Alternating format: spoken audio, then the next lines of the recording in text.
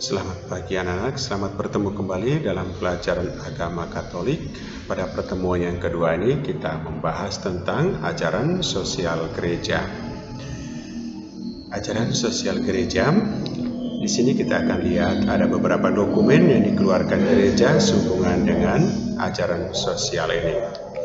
Baik, kemudian ajaran sosial gereja ini, tema-tema yang nanti kita bahas adalah latar belakang, artian makna ajaran sosial gereja, ensiklik sebelum Konsili Vatikan kedua, lalu ensiklik sesudah Konsili Vatikan kedua, dan yang terakhir alasan mengapa ajaran sosial gereja kurang dipahami di Indonesia.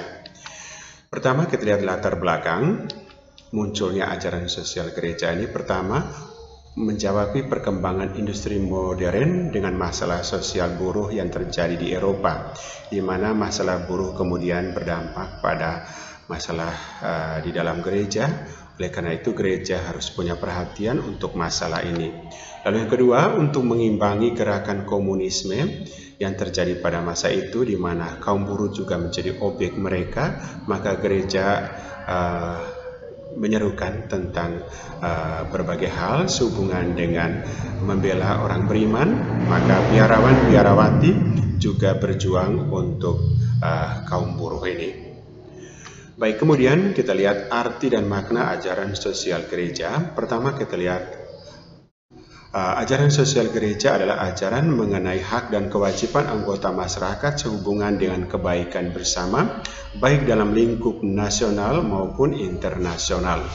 Jadi penekanan pada kebaikan, hak dan kewajiban sebagai anggota masyarakat. Lalu yang kedua, ajaran sosial gereja adalah tanggapan gereja terhadap persoalan yang dihadapi manusia yang sifatnya adalah suatu anjuran dan bukan dogma. Jadi bukan ajaran iman, tetapi sebuah seruan yang ditujukan dan sifatnya lebih luas. Lalu kemudian yang ketiga, masalah manusia itu beragam, bervariasi, maka tanggapan gereja juga bervariasi sesuai zaman dan isu sosial. Seperti kalau kita modern sekarang, hubungan pribadi kita berhubungan dengan masalah gender, masalah LGBT dan lain sebagainya untuk zaman kita. Baik, selanjutnya kita lihat ajaran sosial gereja ini dirumuskan ya ketika masuk di dalam lingkungan gereja. Ajaran sosial itu dirumuskan dalam bentuk dokumen gereja, dan dokumen gereja itu dikeluarkan oleh para paus yang disebut dengan ensiklik. Jadi ensiklik adalah dokumen yang berisi seruan para paus menanggapi isu sosial yang muncul dalam masyarakat pada masa itu. Baik, sekarang kita lihat ensiklik para paus sebelum Konsili Vatikan kedua. Pertama, ada Rerum Novarum oleh Paus Leo ke-13 tahun 1891. Ensiklik ini menentang kondisi tidak manusiawi yang dialami kaum buruh, terutama di Eropa. Lalu kemudian kedua, Quadragesimo Annum oleh Paus Pius ke-11 tahun 1931. Berisi penentangan oleh gereja tentang kapitalisme dan komunisme. Jadi gereja tidak hanya menentang komunisme tetapi juga sekaligus kapitalisme yang sifatnya berlebihan dan tidak memperhatikan orang miskin. Lalu yang ketiga, ensiklik Mater et Magistra oleh Paus Yohanes ke-23 tahun 1961 yang berisi ajaran iman Kristiani yang dihubungkan dengan perkembangan sosial pada masanya. Lalu kemudian ensiklik yang keempat, Pacem in Terris oleh Paus Yohanes ke-23 tahun 1961. Dia menyerukan sehubungan dengan perdamaian di bumi. Jadi pacem atau damai, Pacem in Terris artinya damai di bumi. Bagaimana terjadinya perdamaian atau tidak adanya perang yang terjadi antara bangsa, antara kelompok di dalam dunia ini. Baik, kemudian kita lihat ensiklik setelah Konsili Vatikan kedua. Pertama, ada Populorum Progressio oleh Paus Yohanes ke-6, Paus Yohanes ke-6 tahun 1967. Berisi seruan kepada negara kaya supaya solider dengan negara miskin. Jadi yang ke negara-negara kaya di belahan utara dan negara miskin di selatan, kiranya negara-negara kaya bisa memperhatikan negara-negara miskin terserukan oleh Paus Paulus ke-6 dalam Populorum Progressio. Lalu kedua ada Octogesima Atheniens oleh Paus Paulus ke-6 juga tahun 1971, dan di sini isinya adalah bagaimana kesulitan menciptakan tatanan baru yang merupakan tanggung jawab jemaat Kristiani. Bagaimana orang Kristiani menciptakan suatu tatanan baru yang menjadi lebih baik dalam hidup kemasyarakatan, meskipun dirasa bahwa untuk menciptakan itu adalah suatu hal yang sulit. Baik, kemudian ensiklik yang ketiga Laborem Exercens oleh Paus Yohanes Paulus II tahun 1981. Laborem itu artinya tentang kerja. Jadi di sini merumuskan tentang bagaimana makna kerja manusia untuk mengembangkan karya Allah. Bukan karena manusia jatuh dalam dosa harus bekerja, tetapi kerja di sini adalah turut mencipta bersama Allah. Jadi rumusannya sudah sangat positif setelah Konsili Vatikan kedua tentang kerja.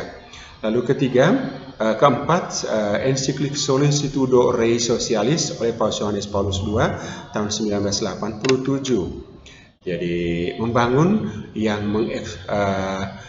di sini Paus lebih menentang pembangunan yang mengeksploitasi orang miskin dan struktur dosa. Jadi menciptakan perusahaan-perusahaan besar yang kemudian menjajah orang lain, oleh Paus disebut sebagai struktur dosa. Dan kemudian ensiklik yang kelima ada Centesimus Annus oleh Paus Yohanes Paulus II tahun 1981, berisi seruan gereja hendaknya terus belajar untuk bergumul dengan soal-soal sosial, tidak hanya tentang sakramen tetapi berbicara tentang persoalan sosial kemasyarakatan. Baik, yang terakhir dalam pembahasan kita kali ini adalah tentang mengapa ajaran sosial gereja kurang dipahami di Indonesia. Pertama, kita lihat bahwa penampilan gereja di Indonesia lebih merupakan penampilan ibadat. Gereja hanya dipakai untuk beribadat dan selesai, tidak merupakan sebuah tempat untuk mengembangkan kehidupan sosial termasuk juga ekonomi. Lalu yang kedua, kenapa kurang dipahami? Karena warga gereja Katolik yang berkecukupan tidak termasuk dalam orang-orang yang benar-benar menderita. Jadi kita lihat orang Katolik Indonesia adalah orang-orang yang dilihat secara ekonomi menengah ke atas ya. Oleh karena itu, kalau berbicara tentang hal itu, tentang perhatian terhadap orang yang lebih miskin, mungkin tidak kena karena tidak ada orang Katolik yang miskin. Karena semuanya rata-rata menengah ke atas. Lalu alasan ketiga, ada orang Katolik yang sadar akan kekecilannya, berucap kita hanya minoritas. Jadi ada yang berpikir kita hanya kelompok kecil, apa yang mesti kita buat? Kita toh kelompok kecil mungkin aja tidak didengarkan ya. Jadi orang-orang skeptis karena minoritas. Lalu yang keempat, perkara sosial dijadikan ajaran, perkara tersebut menjadi bahan tertulis, dijadikan bahan seminar, bukan dipraktekkan. Jadi kita bisa lihat bahwa ajaran sosial di sini masih hanya dipelajari di kampus-kampus, di seminari-seminari, di gereja-gereja, bahan seminar tetapi tidak untuk dipraktekkan. Baik, demikian pembahasan kita kali ini sehubungan dengan ajaran sosial gereja, dan kita lihat dalam gereja ada orang yang sudah menjalankan itu di berbagai orang Katolik di berbagai belahan bumi yang lain. Di India ada Ibu Teresa yang sudah memperhatikan sesamanya di jalanan Kalkuta, dan kita bisa lihat apa yang beliau buat tentang sesamanya. Jadi ada keprihatinan sosial. Demikian pembahasan kita untuk hari ini. Terima kasih.